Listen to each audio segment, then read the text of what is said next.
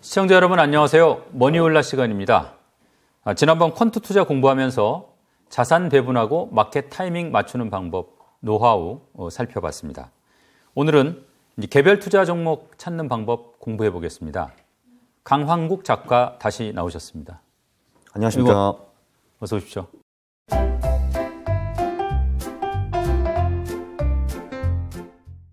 보름 만입니다. 네. 지난번에 이제 한 달에 15분 정도 투자하고 연 복리 수익률 15%, 최대 이제 손실이 나도 15% 이내 이렇게 유지되는 투자, 펀드 투자죠. 지난번 이어서 오늘은 이제 종목 찾는 노하우 좀 공부해 볼 텐데요. 먼저 한국 주식, 그다음 미국 주식 요 순서로 한번 좀 살펴보겠습니다. 네. 시작하기 전에 이제 투자자는 이제 어떤 주식을 사야 됩니까? 사실 한국에서 가장 수익이 높았던 거는 가치주와 성장주 이게 아닐까 싶고요. 그리고 성장 가치주도 있습니다. 네. 그 세 개. 그러니까 가치주, 성장주, 성장 가치주. 그 세 개가 가장 좋은 것 같습니다. 네. 자, 그럼 이제 그런 이제 주식들을 발굴하는 어떤 그런 표준적인 절차가 있습니까? 가치주, 성장주, 그리고 성장 가치주 여부를 판가름해가지고 수치화가 가능한 지표들을 우리가 먼저 발굴을 하는 거고요. 예. 그리고 실제로 그 지표가 우수한 기업에 투자를 했으면 우리가 돈을 벌 수 있었나 없었나 그거를 백테스트를 통해서 파악하고 예. 그 다음에 이 지표가 괜찮네라고 하면은 그 지표가 우수한 기업들을 실제로 찾아내가지고 그거를 사고 팔아야겠죠. 자, 그러면 거기서 이제 그런 기업들을 발굴하는 그 지표. 네. 이 지표들은 그런 그 가치주, 성장주, 성장 가치주에 따라서 이제 어떻게 다릅니까? 사실 가치 지표들 같은 경우는 한 10몇 개가 있습니다. 예. 제가 이제 즐겨 많이 사용하는 거는 퍼라는 지표도 있고요. 예. 네, 그리고 제 책에서 나오는 지표를 보면은 PSR라든지 예. PGPR라든지 포어라는 지표도 있습니다. 네. 이거 말고도 PBR, PCR, PFCR 많은 지표들이 있습니다. 예, 그러니까 이제 물론 그렇게 딱 무자로 잘라지는 건 아니지만 네. 대체적으로 가치주에 적합한 지표가 있고 네. 또 성장주에 적합한 지표가 상대적으로 있고 이런 거죠. 네, 그렇습니다. 성장주 같은 경우는 매출액, 매출 총이익, 영업이익, 순이익이 많이 증가하는 기업들이 좋습니다. 예. 자, 이제 구체적으로 개별 주식 퀀트 투자 어떻게 해야 될지 알아보겠습니다. 네. 순서대로라고 할까요? 네네. 그럼 표준화된 프로토콜이 있습니까? 표준화된 프로토콜은 일단 우리가 퀀트 투자에 어울리는 지표를 먼저 찾아야겠죠. 예. 그게 예를 들면 퍼가 될 수도 있고 매출의 성장률이 될 수도 있고 예. 그렇습니다. 그러면은 이제 그런 지표를 몇 개 찾으면은 이제 두 번째로는 그 지표를 종합해 가지고 전략을 만들어야 되고요. 예. 그리고 세 번째는 그 전략이 좋다라고 가정을 하면은 그 전략이 맞는 종목들을 뽑아야 됩니다. 예. 그다음 네 번째는 그 종목들을 사고 그리고 주기적으로 리밸런싱을 하는 거고요. 이제 그게 사실은 답니다. 이게 사실 말로 하면은 굉장히 복잡해 보이는데 그걸 그냥 소프트웨어로 보여드리면은 굉장히 쉽습니다. 예, 그래서 이제 좀 네. 구체적인 사례를 네. 들면서 네. 강황국 작가 따라하기 한번 해보면 어떨까 싶어서요. 좋죠. 한번 좀 보여주실래요? 네, 좋죠. 네. 예를 들면은 조금 전에 제가 퍼라는 지표랑 매출액 성장률이라는 지표를 제가 말씀을 드렸습니다. 예.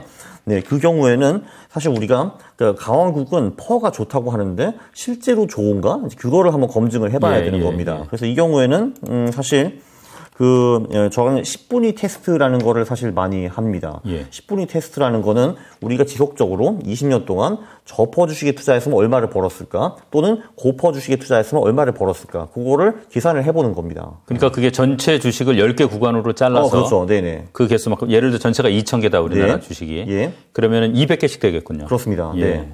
그러면은 1분위는 퍼가 가장 낮은 기업들이고요. 그리고 그 10분위는 퍼가 가장 높은 기업들이고 예. 2분위부터 9분위는 그 중간에 어디 있겠죠. 그래서 이제 그거를 이 퀀터스라는 소프트웨어에서 돌려볼 수가 있습니다. 네. 네. 그래서 이제 돌려보면은 저 같은 경우는 여기서 기본 필터를 넣어서 금융사, 지주사, 적자기업, 중국기업, 관리 종목, 적자기업 이런 거를 다 빼고요. 예. 그 다음에 다음 화면 팩터 선택으로 넘어가서 예. 이제 펄을 한번 클릭을 해보겠습니다. 그 다음에 여기 팩터 검증이라는 것이 있는데 예. 여기 들어가서 이제 이거를 이 10분위 테스트를 돌려볼 수가 있습니다. 결과가 나왔습니다. 네. 이거 보면은 자 여기를 이제 틀어보면은 그렇죠. 이 결과를 이제 어떻게 해석을 할 수 있는가라고 보면은 1분위 그러니까 퍼가 가장 낮은 그룹에만 꾸준히 20년 동안 투자를 했으면은 예. 복리 수익이 한 27% 정도 나왔고요. 20년 동안요? 네, 그렇죠. 20년 동안 복리 27%로 20년 동안 굴리면은 원금이 자그마치 120배가 됩니다. 네, 그런 거를 여기서 볼 수가 있고요. 이제 반대로 그 고퍼 그러니까 이제 퍼가 높은 기업들에만 이제 계속 20년 동안 투자를 했다라면은 복리 수익이 1.44% 정도입니다. 엄청 차이가 나는 거죠. 거죠. 27.05와 1.44가 차이가 많이 나고요. 이거를 한번 그래프를 이렇게 그려볼 수도 있습니다. 예. 그렇죠. 요 그래프를 보면은 그 퍼가 낮으면 낮을수록 예. 수익이 높고 퍼가 높을수록 이렇게 그래프 막대기가 쫙 우하향하는 거를 볼 수가 있습니다. 그러니까 이 말은 뭐냐? 미래는 모르겠지만 최소한 과거 20년 동안에는 퍼라는 지표는 한국에서 상당히 유효한 지표였다. 그리고 저퍼 기업에 투자하신 것이 좋았다. 뭐 이런 걸 우리가 알 수 있습니다. 결국은 소위 이제 저평가된 기업을 사야 이익이 많이 남는다. 이렇게 해석할 수 있는 거죠.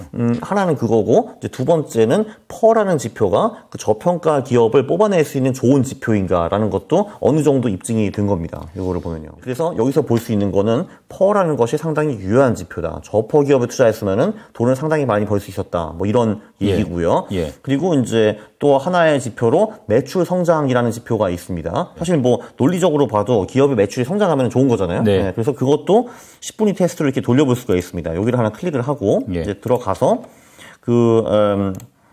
여기서도 한국 기업을 2,000개로 나뉘어서 매출 성장률 상위 기업에만 투자를 했다면은 어떤 성과가 있었는지, 그리고 매출의 성장률이 하위 기업에 투자했으면 어느 정도 성과가 있었는지 그거를 밝힐 수가 있는 거죠. 예. 여기도 보니까 그 매출 성장률 1분위 기업에 투자를 하니까 연복리 수익이 한 연 24% 정도 나왔습니다. 예. 네, 그리고 10분위가 한 8%, 9% 이 정도 나왔고요. 요건 아까보다는 편차가 좀 작네요. 그렇죠. 편차가 좀 작은 편인데 그래도 이 정도를 보면은 그래도 꽤 유효한 지표이다 정도는 볼 수 있습니다. 예. 네, 그렇죠. 이렇게 이제 볼 수 있고요. 자, 그렇다면 우리는 두 개의 지표를 찾아냈습니다. 하나의 지표는 퍼고 하나는 매출의 성장률. 이 두 개의 지표를 찾아냈는데 그럼 우리는 퍼가 낮고 매출액 성장률이 높은 기업에 투자를 하는 전략을 만들어낼 수가 있습니다. 그렇겠네요. 그렇죠. 네, 그래서 그것도 한번 해보겠습니다. 예. 여기 들어가가지고 자, 이번에는 팩터가 두 개가 들어가죠. 이제 퍼가 들어가고 밑에 매출액 성장률이 이제 들어가고요. 예. 그 다음에 이제 이런 그러니까 매출액 성장률이 가장 높고 퍼가 가장 낮은 이제 그런 기업 20개에 우리가 투자를 하고 분기에 한번 리밸런싱을 하는 거를 20년 동안 했다라고 가정을 해보겠습니다. 예. 이제 그렇게 해서 백테스트를 한번 돌려봤는데요. 전략명은 제가 그냥 뭐 저퍼 고매출 성장이라고 그냥 여기 입력을 했습니다. 예, 네. 예. 이렇게 하고, 자, 그러면은 요거를 한번 돌려보는데요. 그럼 여기 보면은, 연복리 수익이 35% 정도 나왔습니다. 요 전략을 쓰면요. 이제 상위, 그렇죠. 상위 20개 기업에 투자를 하고, 이제 분기에 한번 이제 리밸런싱을 하는 전략이죠, 이게. 예. 네, 그렇게 했는데, 연복리 수익이 35% 정도 나왔는데, 물론 이 전략도 큰 단점이 있습니다. 보니까 예. MDD가 61% 정도 나왔습니다. 떨어질 때 확 떨어진다는 거죠. 그렇죠. 네. 그리고 사실 그 구간이 중요하거든요. 전략이 잘 나갈 때는 사람이 그 전략을 버티는 게 아무런 무리가 없는데, 예. 이제 요즘처럼 뭐가 장이 안 좋고 내 전략이 안 통할 때가 이게 문제가 그렇죠. 되겠죠. 예. 그래서 이제 보면은, 여기 쭉 내려가면은, 2008년부터 9년까지 61% 손실이 발생한 적이 있고요. 예. 그리고 2020년에 이제 코로나 때 48% 손실이 한번 있었고, 그거 외에도 20% 이상 손실이 난 게 10번 정도 있었습니다. 최근 20년 동안에. 예. 그러니까 이 전략을 구행을 했으면은 20년 동안 계속 버텼으면은 상당히 높은 수익률을 냈으나 중간에 이제 2년에 한 번 정도는 20% 이상 얻어맞는 이제 그런 구간이 왔다라는 겁니다. 그러니까 그걸 그래프로 표시하면 요 구간이고요. 그리고 이 구간입니다. 이거를 MDD를 좀 낮게 설정할 수는 없습니까? 그게 사실 개별주 전략을 하면은 그게 사실상 거의 불가능합니다. 예. 그렇기 때문에 제가 지난 시간에 와가지고 자산 배분에 대해서 얘기를 한 거고요. 이게 왜 자산 배분이라는 게 다시 한번 복습을 하면은 주식이랑 채권이랑 실무자산에 나눠서 투자를 하는 거잖아요. 그래서 자산 배분을 한 다음에 주식 비중을 요 전략으로 돌릴 수가 있겠죠. 예를 들면. 그러면 이게 이제 주식 비중 자체가 전체는 아니고 부분이기 네. 때문에 예. 여기서 이제 좀 비록 손실이 좀 나더라도 다른 포트폴리오에서도 이게 좀 커버가 되고 이제 이렇게 해서 이제 전체적으로 자산 배분의 그 이 안정적인 이제 수익을 받을 수 있게 자산 배분을 한다 이런 뜻이었죠. 그렇죠. 왜냐하면은 제가 이 전략에 내 총자산 100%를 풀로 투자한다 이런 거는 별로 권하지 않습니다. 물론 그걸 20년 동안 정말 버틸 수 있으면은 많은 돈을 벌었겠지만 대부분 사람들은 20%는커녕 5%, 10%내 포트폴리오가 하락하는 것도 사실 못 참습니다. 예. 네, 그렇기 때문에 그거보다는 자산 배분을 안전하게 하고 거기 있는 주식 비중만 당신의 전략으로 투자를 하라 이렇게 제가 보통 강조를 하고 있죠. 예. 그럼 이제 마지막 파트로 뭐 이 저퍼 고매출 성장 전략이 좋다고 제가 가정을 하겠습니다. 예. 이게 마음에 들었어. 나 이거 하고 싶어 하면은 예. 종목을 뽑아야 되는 거잖아요. 예. 그것도 여기 가서 이제 포트폴리오 추출을 눌러서 딱 그 포트폴리오 추출을 누르면은 그 이제 9월 15일 기준이네요, 지금. 9월 15일 기준으로 이 전략에 맞는 종목들을 소프트웨어가 이렇게 뽑아줍니다. 이렇게 뽑아주고요. 20개 기업을 뽑아주고 이게 지금 매수 추천은 아니고 그냥 샘플 하나 보여드린 겁니다. 이제 이런 과정을 거쳐서 실질적으로 이제 어떤 특정 종목을 사고 네. 팔고 그렇죠. 그렇게 하겠네요. 그렇죠. 이게 저희가 이제 다시 한번 반복을 하면은 좋은 지표를 발굴을 했다. 그럼 지표 몇 개를 섞어가지고 전략을 만들었다. 그 다음에 그 전략에 맞는 종목을 찾아냈다. 예. 그럼 이제 이거를 뭐 여기 보면 뭐 한화, KG케미컬, HD 현대, 한화생명 뭐 이렇게 다 있는데 그러면은 우리는 얘네들을 매수를 하고 3개월 후에 요 조금 전에 우리가 했던 거를 다시 한번 반복해가지고 종목을 바꿀 거 있으면 바꾸고 이제 안 바꿀 거 있으면 냅두고 이렇게 해서 계속 영원히 투자를 하면 됩니다. 네. 보면 이제 눈에 띄는 거는 소형주예요. 보통 이제 그렇죠? 사람들이 네네. 우량한 대형주 사야 안전하고 수익도 좋다 이렇게 생각을 하는데 네. 이거 결과만 놓고 보면 좀 잘못된 선입견인 것 같아요. 그렇죠. 사실 저도 이거 볼 때마다 늘 충격에 휩싸이는데요. 한번 대형주, 소형주도 시가총액이라는 지표를 가지고 똑같이 10분위 테스트를 돌려볼 수가 있습니다. 근데 보면은 대형주의 연복리 수익이 한 9% 정도 나오고 소형주의 연복리 수익이 40%가 넘어가거든요. 그래서 이건 정말 엄청난 차이입니다. 사실 예. 시가총액이 낮은 기업에만 투자를 해도 한국에서는 상당히 큰 돈을 벌 수 있었습니다. 자, 주식 이제 카테고리별로 네. 살펴보겠습니다. 특히 가치주 투자할 때 이제 싸게 사서 비싸게 판다. 이게 이제 가치주 투자의 대원칙인데. 네. 여기서 싸다는 건 아마 저평가가 됐다는 걸 의미할 텐데. 예. 퀀트에서는 이걸 어떻게 판단합니까?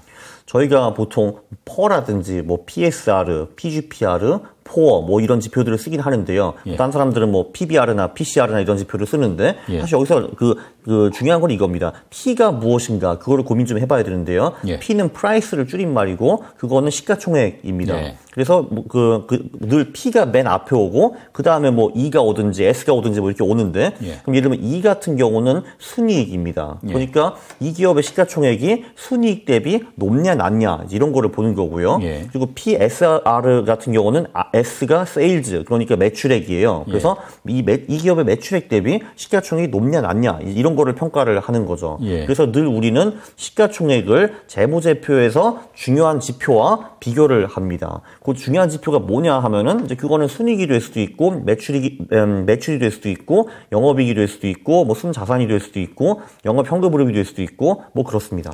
자, 내용이 이제 쉽진 않은데. 네, 그렇죠. 역시 이럴 네. 때는 가치주 이제 따라하기. 네. 한번 하면은 좀 쉽게 이해가 될 것 그것도 같은데. 한번 해볼까요? 네. PSR 같은 경우는 여기다 마우스 커서를 갖다 대면은 시가총액 나누기 매출액이라고 예. 나와 있습니다. 예. 그리고 포어라는 거는 시가총액 나누기 영업이익 이렇게 나와 있고 PGPR는 시가총액 나누기 매출총이익 이렇게 나옵니다. 네. 자, 어쨌든 그 결론적으로는 그러니까 시가총액이 이런 매출액, 영업이익, 매출총이익, 순이익보다 좀 싸다, 좀 낮은 편이다 이런 거를 의미를 하는 겁니다. 네. 그러면 이제 그런 기업들이 저평가되었다고 우리는 가정을 하고 이런 기업들에 묶어서 한 20개 기업에 투자를 하면 어떨까라고 생각을 좀 해볼 수가 예. 있겠죠. 네, 그것도 이제 이 소프트웨어 들어가서 이 4개 팩트를 제가 클릭을 했으니까 예. 이제 백테스트를 돌려볼 수가 있습니다. 여기서는 이제 뭐 가치 전략이라고 제가 이름을 한번 넣어보고요. 네. 여기도 분기별 리밸런싱 20개 종목으로 한번 해보겠습니다. 됐는데요. 네, 요 전략은 보니까 연봉이 32%, 33% 이제 그 정도 나오네요. 네. 그 조금 전에 퍼 플러스 매출 성장 전략과 뭐 비슷한 성과입니다. 예. 그래도 뭐 복리 32%가 뭐 어디 가서 뭐 부끄러울 정도의 수익은 아니기 때문에 결론적으로는 한국에서는 가치 전략이 꽤 잘 먹힌다 정도로 정리를 할 수 있습니다. 근데 이 경우에 이제 MDD? MDD 어느 정도 됩니까? 여기 67% 나오네요. 이것도 역시 상당히 이제 위험한 전략입니다. 떨어질 때는 뭐 많이 떨어진다는 거예요. 그렇죠. 이제 사실 개별주 전략 중에서 제가 개발한 전략 중에서 MDD가 40%대 밑으로 떨어진 전략은 한 번도 없었습니다, 아직은. 네. 그래서 이제 주식에만 몰빵하면 안 된다, 이제 그런 얘기를 하시는 거죠. 그렇죠. 이 투자 대가들의 전략을 벤치마킹한 그런 가치주 전략 있습니까? 그렇죠. 있죠. 네. 뭐 예를 들면은 우리 그 벤자민 그레이엄 선생님, 제가 금융계에서 가장 존경하는 선생님이신데 이분은 자그마치 100년 전에 퍼가 낮고 PBR가 낮고 배당을 많이 주는 기업에 투자를 하거라라고 말씀을 하셨거든요. 네, 그 전략이 제가 한국에서 돌려보니까 21세기에도 아주 잘 먹히는 전략이었습니다. 네. 사실 저는 기본적으로 개인 투자자가 이 정도만 해도 아주 행복한 노후를 즐길 수 있을 거라고 생각을 합니다. 뭐 다른 분 전략도 있습니다. 다른 분들이요. 뭐 예를 들면은 켄 피셔라는 분도 있습니다. 뭐 그분도 굉장히 많이 알려지신 분이고 이제 벤자민 그레이엄 선생님과 달리 이분은 아직 살아 계시죠. 그 1984년에 이분이 슈퍼스탁스라는 책을 쓰셨는데 거기서 PSR라는 지표와 PRR라는 지표를 개발을 하셨습니다. 조금 전에 PSR을 말씀드렸는데 이제 복습 차원에서 말씀드리면은 시가총액을 매출액으로 나눈 지표입니다. 그래서 매출액 대비 이 기업이 비싸냐 싸냐를 판단하는 지표이고요. PRR의 R는 Research and Development, 그러니까 연구 개발입니다. 그래서 이 기업이 시가총액 대비 연구 개발에 투자를 많이 하냐 안 하냐 이제 보는 지표이고요. 그 두 개 지표로만 가지고도 상당히 위력적인 전략을 만들 수 있습니다. 그러면 이제 벤자민 그레이엄 전략하고 켄 피셔 전략을 뭐 이렇게 합친 그런 전략도 있습니까? 그렇죠. 사실 그거는 하는 사람 마음인데요. 조금 전에 나온 지표가 퍼, PBR, 배당 수익률, PSR, PRR 나왔기 때문에 그 5개 지표를 그냥 합쳐가지고 전략을 만들 수도 있습니다. 자, 이번에 성장주 투자 좀 알아보겠습니다. 이게 이제 미래 성장성 있는 기업에 투자라는 걸 텐데 성장주 퀀트 중요 지표는 어떤 게 있습니까? 사실 정확히 말하면은 그 미래 성장은 우리가 전혀 알 수 없기 때문에 그거는 우리가 무시를 하고요. 과거에 뛰어난 성장을 보인 기업에 보통 투자를 하게 그걸 됩니다. 이제 성장주 투자라고 하는군요. 그렇죠. 근데 여기서 중요한 거는요. 대형주 같은 경우는 말씀하신 대로 미래 비전 또는 미래 성장 가능성이 높은 기업에 투자를 하는 것이 맞고요. 소형주 같은 경우는 보는 사람들이 별로 없기 때문에 실제로 재무제표에 그 성장이 찍히고 투자를 해도 늦지 않습니다. 그래서 우리가 이제 주로 보는 지표들은 조금 전에 보여드리긴 했지만 그 매출액, 매출 총이익, 영업이익, 그리고 순이익이 많이 증가하는 기업들입니다. 여기서 구체적으로 뭘 보냐? 이런 기업들의 최근 지표가 1년 전 동기 대비 많이 올랐나 안 올랐나 이제 그거를 우리가 보는 겁니다. 이 성장주 전략도 우리가 무작정 따라하기로 한번 돌려볼까요? 네네. 여기 말씀드린 게 매출액 성장률이 있었고요. 매출 총이익 성장률이 있었고 영업이익 성장률이 있었고 순이익 성장률이 있었습니다. 이제 그러면은 요 4개 지표가 우수한 기업들에 우리가 투자를 해보자라고 이제 할 수가 있고요. 들어가 봐서 요거는 성장 전략이라고 이름을 한번 바꿔보고요. 성장 전략. 그리고 또 한번 테스트를 돌려보겠습니다. 여기도 나왔는데요. 38%. 얘가 좀 낫네요, 오히려. 성장 전략이. 보면은. 얘도 MD 59 정도 나옵니다. 59 정도. 조금 높은데 MD는 오히려 좀 낮네요. 근데 사실 그 정도 얻어맞으면 이게 50이냐 60이냐는 언젠가 체험이 안 됩니다, 사실. 그렇죠. 50%나 60%나 뭐 떨어지면 정신없다 이거죠. 아픕니다. 자, 이제 아마 여기 제일 관심이 있을 텐데. 자, 성장성 보이는데 아직 저평가된 기업. 이른바 이제 이게 성장 가치주라고 하죠. 우리 작가님도 주로 이제 성장 가치주 투자한다고 하셨는데. 그렇죠. 이것도 한번 좀 돌려볼까요? 그게 앞서서 이 성장주라는 건 또 이제 어떤 단점이 있을 수 있냐 하면은 이제 성장을 굉장히 많이 하고 매출액 순이익이 많이 늘어나는 건 좋은데 이미 시장이 그걸 다 알고서 너무 고평가되어 있는 그런 소위 버블 기업들에 투자를 할 수가 있거든요. 그거를 우리가 성장 가치주에 투자해서 좀 막을 수가 있습니다. 성장은 잘 하는데 그 밸류에이션 그러니까 퍼나 PBR 이런 애들이 너무 높지 않은 뭐 이런 애들 투자를 하는 거죠. 이것도 전략으로 이제 돌려보면은 그 조금 전에 나왔던 성장성 팩터 4개는 동일하고요. 예. 네, 그리고 가치주 팩터도 조금 전에 보여드린 퍼, PSR, 포어, 그리고 PGPR 요 4개입니다. 예. 그래서 총 8개 지표가 들어갔어요. 그럼 이제 여기서 굉장히 혼란스러울 거예요. 도대체 8개 지표를 구체적으로 뭘 하는 거야? 라고 하실 텐데 이게 어떻게 보면은 이게 2,000명의 학생들이 있고 학생들이 8개 과목의 시험을 보신다고 보시면 됩니다. 그러면은 이 학생들이 각 과목마다 순위가 나올 거잖아요. 그러면 종합 순위를 매기는 거는 그 8개 그 과목의 순위를 이제 평균을 내 가지고 이제 총 평균 순위를 매기는 거잖아요. 그거를 사실 이 소프트웨어가 하는 겁니다. 네. 그러니까 소위 말해서 이제 교집합을 골라내는 거죠. 그렇죠. 네. 그러니까 아주 골고루 다 잘하는 우수 학생들을 그렇습니다. 찾는 네. 거죠. 그렇죠. 이 8개 지표에 그 골고루 우수한 학생들을 20명을 찾아가지고 걔네들 선발해서 우리가 걔네들한테 이제 돈을 베팅을 하는 거죠. 예. 이렇게 보시면 될 것 같아요. 그럼 이제 여기서는 성장 가치 전략이라고 해가지고 한번 테스트를 돌려보겠습니다. 얘가 오히려 좀 떨어지네. 36.8 정도 나왔습니다. 얘가. 예. 네. 사실은 뭐 큰 차이는 없어요, 보니까. 네, 뭐 다 어디서 옵니다. 네, 그렇죠. 네. 그게 아마 이제 주식이라는 게 어떻게 딱 얘는 가치주, 얘는 성장주 이렇게 또 구분할 수 없는 그런 특성 때문에 그러기도 할 것 같아요. 많이 겹칠 것 같아요, 보니까. 네, 그것도 그렇고 얘네들이 겹치기도 하고요. 왜냐면 아무래도 가치주랑 성장 가치주는 비슷한 기업일 가능성이 높고 또 성장주와 성장 가치주도 당연히 겹치는 기업이 있습니다. 네, 당연하죠. 네. 자, 지금까지 이제 한국 개별 주식에 투자하기 위해서 여러 가지 공부해 봤는데요. 네.